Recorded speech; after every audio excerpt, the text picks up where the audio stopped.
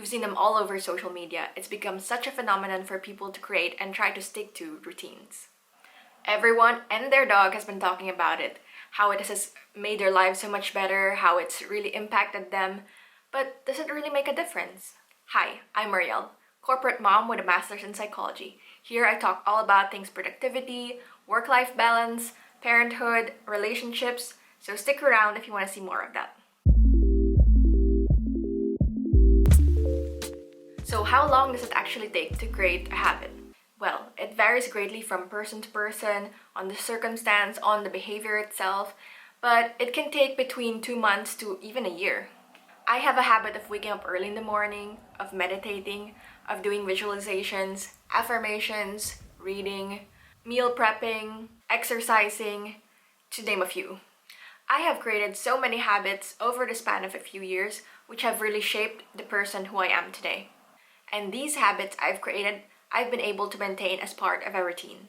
I have a morning routine, an evening routine, I even have a cleaning routine. These have helped me to keep up with my habits and to help maximize my time and energy. So today, I really wanted to share with you the steps that I took to be able to take my routines from zero to what it is now. These are the steps that I've personally used myself, which will help you to be able to stick to a routine that really works for you specifically. Not just someone that you see on TikTok or Instagram or YouTube or anywhere else. This needs to work for you. So without further ado, these are the steps that you need to be able to create a routine that works for you. The very first step you'll need to do is to identify your priorities. What season in life are you in right now? What in the season of life do you value the most? What values do you uphold and what is most important for you? For instance, for me, my family and my health are the most important for me right now. This isn't the same for everyone. At some point, my career was the most important thing to me in my life. My education was also the most important to me at some point. It really depends on what you want to prioritize right now. You really need to set your priorities straight for you to be able to continue with the rest of the steps so that you know what you're really focusing on.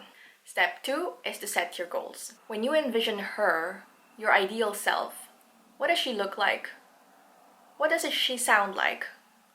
What does she do every day? What are the steps that you need to take to become closer to her? What goals are you going to set this year, this quarter, this month that you want to focus on? We all have so many goals, but you need to take it step by step. You cannot focus on 5 different goals all at the same time and expect them all to work. It's not going to work like that. You need to set your priorities and you need to set which ones are the most important to me right now and which ones make most sense at this moment. Maybe this quarter you specifically focus on this thing and another quarter you specifically focus on another thing. Want to launch a business?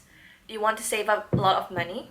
Or maybe you really want to lose weight. You'll need to get clear on the goals that are most important for you right now so that we can use that as a guide, as a North Star to creating your ideal routine. The third step is looking at your own natural predisposition. Are you a night owl? Or maybe you're a morning bird like me. We want to make sure that our routines work for us and not the other way around. So one way I found it has been very helpful is to really take a look at my natural tendencies. What comes naturally to me? We all have a limited amount of time in a day and limited amount of energy as well. We need to determine how our energy naturally flows and go work with it instead of against it. Because working against your nature will only use up even more energy that you could have used for something else.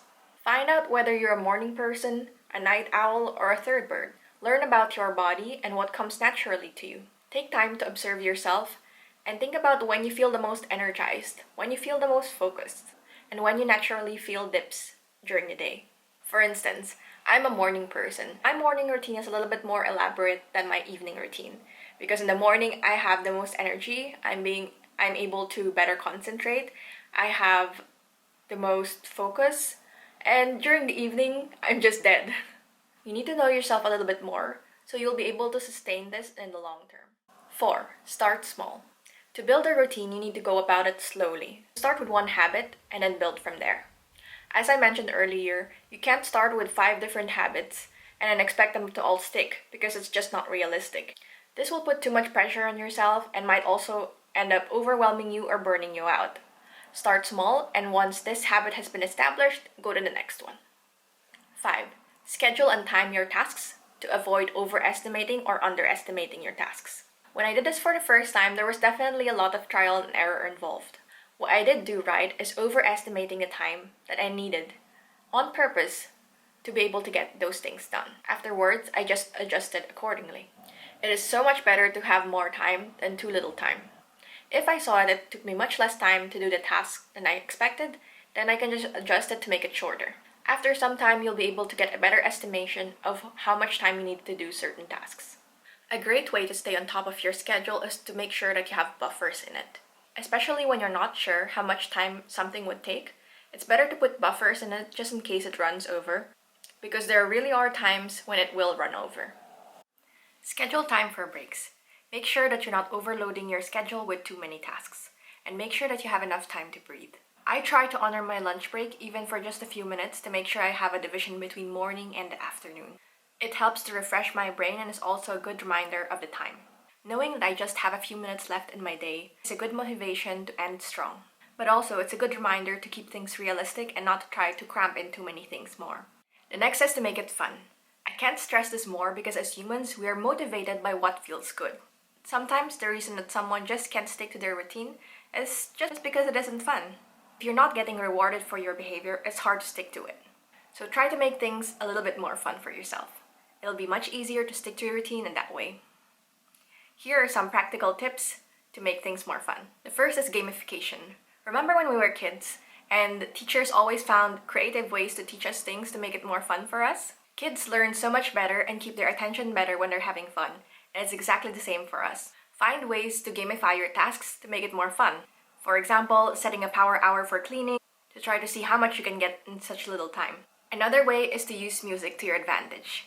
I swear, music is my best friend and I use it all the time for everything.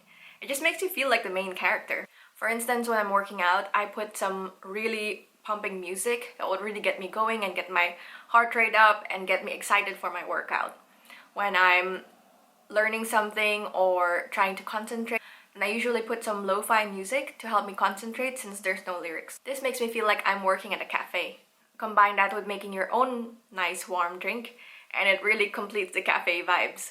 When I'm cleaning, I definitely need to put some music on or to put a podcast or something entertaining on that I can listen to while I'm cleaning. It just makes things much more fun and makes the time go so much faster. Pair a boring task with something that you like doing. For instance, I absolutely don't like folding clothes. I don't know what it is. I just find it so boring, I guess. So one of the ways that I am able to do this while still enjoying myself, and one of the ways that I can actually make myself do this, is by doing something fun while I'm folding my clothes. So for instance, I can easily watch a YouTube video, I can watch a series that I like, I can listen to a podcast, I can listen to music while I'm folding my laundry, and it's such an easy way to do something that I like while pairing it with something that I don't really like to do. Next step is to stay flexible and know when to pivot. Sometimes things just get in the way and some things just change, and you need to learn how to adapt. For instance, I have a list of things that I like to do in my ideal morning routine, but I don't get every single one of these things done every single morning. So I make sure that I just have this list with me available, and I just pick and choose which one makes most sense for me during that day. If I do have time to do all of these things, then all the better. But if I don't, then it's also not that bad. I can just pick and choose which one makes sense for me. You need to determine your non-negotiables, and this is where your priorities will come in. If, for instance, you only have time to do one thing, either working out or cleaning the house, and the working out is really your top priority for this month, then you'll have to pick working out instead of cleaning the house today. The last step is to tweak your routine when needed. For instance, my routine in the summer is not the same as it is in the winter. It's just the way that I function, and it's just the way that works best for me. Certain lifestyle changes like getting a dog, moving to a new place, getting married, or having kids can also impact this. My routine as a mom is definitely so much different from when I wasn't. A routine is meant to be constant and consistent, but it doesn't mean that you cannot tweak it anymore. It doesn't mean that it is very much strict and set in stone. The whole goal of having a routine is to make your life easier. So there's no point in trying to hold on to a routine if it doesn't work anymore for you. Those are the exact steps that I follow to create a routine that works for me. I hope that this has given you a lot of helpful insights on how to create one for you. Remember, a routine is created to make your life better, so feel free to adjust it as you see fit. If you like this video, please don't forget to click the thumbs up button and click subscribe if you haven't already. I'll see you in the next one. Bye!